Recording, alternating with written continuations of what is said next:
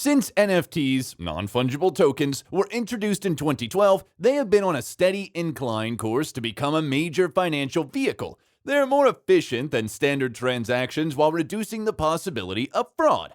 However, since they were introduced, NFTs have also disrupted and brought unprecedented change to many industries, especially the entertainment industry, specifically gaming and music. Since they can also represent property rights, including intellectual property, musicians and other celebrities have flocked to NFTs recently. So much so that a hip-hop icon, comic book star, and now established NFT entrepreneur Snoop Dogg is turning an entire record label catalog into non-fungible tokens. Here's the inside of Snoop Dogg's ambitious plan to turn Death Row Records into NFTs and what that means for the entire music industry. On February 9th, 2022, Snoop Dogg announced that he would acquire Death Row Records, a music label that changed several owners after filing for bankruptcy in 2006. For those who aren't familiar with hip-hop culture, Death Row Records was founded in 1991 by Dr. Dre, the infamous Suge Knight, and several other individuals. The label quickly became a sensation by releasing multi-platinum hip-hop albums such as The Chronic by Dr. Dre, Doggy Style, and The Dog Father by Snoop Dogg, Dog Food by The Dog Pound, and the iconic All Eyes on Me by the hip-hop legend Tupac. And despite enjoying massive financial success, Death Row Records was embroiled in controversies, lawsuits, and violence committed by its artists and associates. Eventually, the company went bankrupt. Now, it was acquired by Snoop Dogg, who not only acquired the label, but also catalogs of himself and other Death Row artists. This didn't originally include Tupac and Dr. Dre albums with the label, though some reports suggest that Snoop acquired those as well, while Dr. Dre's lawyers claim otherwise. Following the acquisition, Snoop Dogg announced that Death Row would become an NFT label, and his 19th studio album, Back on Death Row, was released through Death Row Records as an NFT project. This isn't all that surprising considering the current state of the music industry concerning NFTs and other crypto technologies, and the fact that Snoop Dogg is a prominent name not only in the music industry but in crypto tech spheres as well. In fact, following Mark Zuckerberg's announcement of the metaverse, Snoop Dogg stepped up his investments in the metaverse. He acquired digital land, actual digital real estate, in virtual community-based monetization platforms such as the Sandbox. Furthermore, the rapper built an entire Snoopverse in which he's now selling parcels of virtual land with plans to host future events. He even built a virtual replica of his house, after which someone spent $450,000 to become Snoop's neighbor.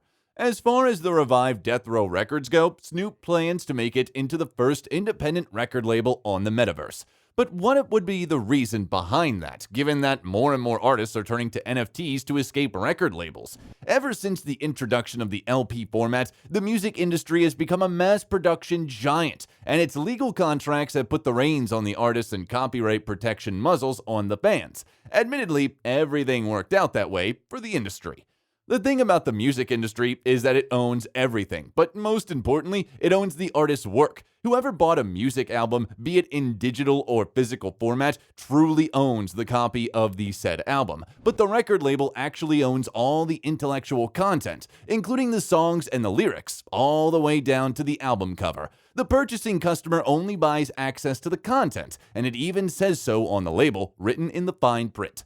Considering NFTs have brought a new meaning to the proprietorship of the digital arts, it has allowed established artists to distance themselves from the record labels. But why would they want to do that? Well, let's say Back on Death Row was released through traditional channels and fans bought the album. In a standard record label contract, Snoop would have gotten approximately 15% in royalties against the label's 85%, a huge part of which covers the recording and promotion of the album. The fans that bought the album could listen to the music, but neither the fans nor Snoop would own rights to the music. The record label would. However, since the album was released as an NFT, anyone who bought the album owns the album and the entire intellectual property. Sure, an individual would have the proprietorship with others who bought the same album, but they can do with the music whatever they want since their ownership of the song remains forever inscribed into the blockchain ledgers. So the fans now own the rights to the music, and Snoop is getting 100% of the proceeds from every single sale of his album.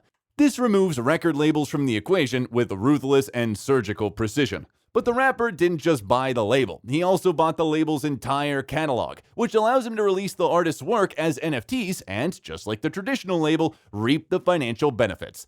Canadian rapper Tory Lanez already proved that releasing an album as an NFT is a lucrative undertaking when he made both music and NFT history by releasing his entire album as an NFT. Lanez sold $1 million worth of copies on his album as NFTs for only $1 per copy, which made him $1 million in less than 1 minute after the album had become available for sales. Less than 1 minute. That's approximately 8 times more than what Jeff Bezos, Bill Gates, Elon Musk, and Warren Buffett make in 1 minute combined.